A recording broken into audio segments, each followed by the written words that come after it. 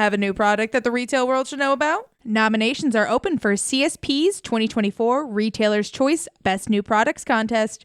Eligible to products launched between March 2023 and March 2024. Submissions close May 31st. Winners will be announced during the next show this October. Don't wait. Submit today via the link in our show notes. The U.S. Department of Justice has weighed in on a lawsuit that aims to block Kroger's $24.6 billion acquisition of Albertsons. BP Pulse aims to snatch up charging sites and employees after Tesla's abrupt layoffs.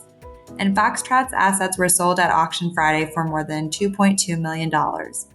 Welcome to Retail Daily, your quick look at the top news from Supermarket News and CSP Daily News.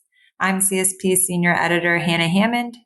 And I'm Supermarket News Editor Tim Inkelbarger.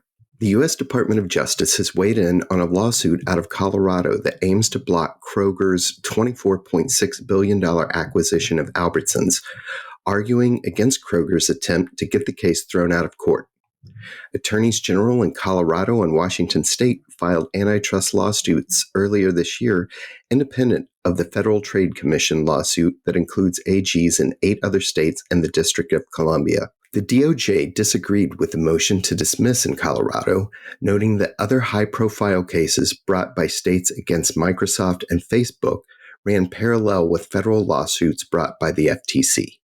BP Pulse, BP's electric vehicle charging network, aims to snatch up charging sites and employees after Tesla's abrupt layoffs and intentions to slow down its supercharging network, BP told Bloomberg. We are aggressively looking to acquire real estate to scale our network, which is a heightened focus following the recent Tesla announcement, BP said in a statement. BP added that it is prioritizing focus on the Northeast, across the Sun Belt, along the West Coast, and in the Great Lakes region. Whole Foods Market CEO Jason Buchel is moving forward with the Amazon-owned chain's plan to open 30 stores a year, some of which will be in new formats like its smaller footprint daily shop stores. Buchel discussed the topic recently at the Milken Institute Global Conference, along with industry leaders such as Kroger Chairman and CEO Rodney McMullen and the Food Industry Association President and CEO Leslie Saracen. The Amazon-owned grocery chain announced in early March that the chain, which has more than 530 stores in the US, UK, and Canada, has over 75 new locations in the works. Foxtrot's assets were sold at auction Friday for more than $2.2 million, according to Crain's Chicago Business. The buyer was holding company Further Point Enterprises. Outfox Hospitality, the group that owned upscale convenience store chain Foxtrot and small format grocer Dom's Kitchen and Market, abruptly closed all stores on April 23rd. The assets for Dom's Kitchen and Market were also up for auction Friday, but were not sold. Natural grocers workers in Norman, Oklahoma, did not actually walk the picket line in favor of joining a union, but the message was sent loud and clear. Others were there for the protests as employees were fearful of retaliation if they were the ones making the noise.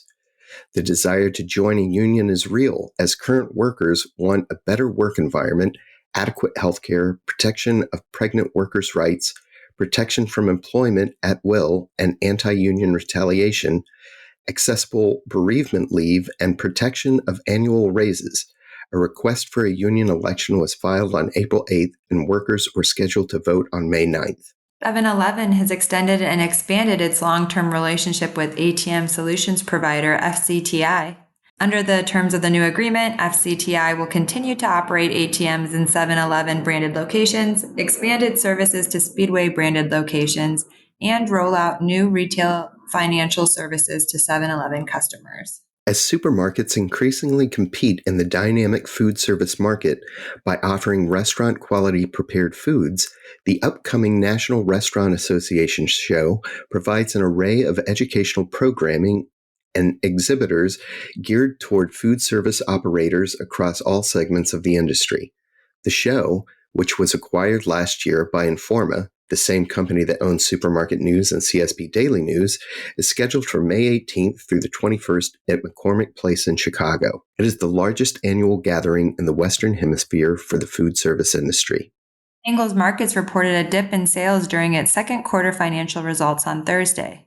Net sales were $1.37 billion for the quarter ended March 30th, a decrease of 0.95% year over year.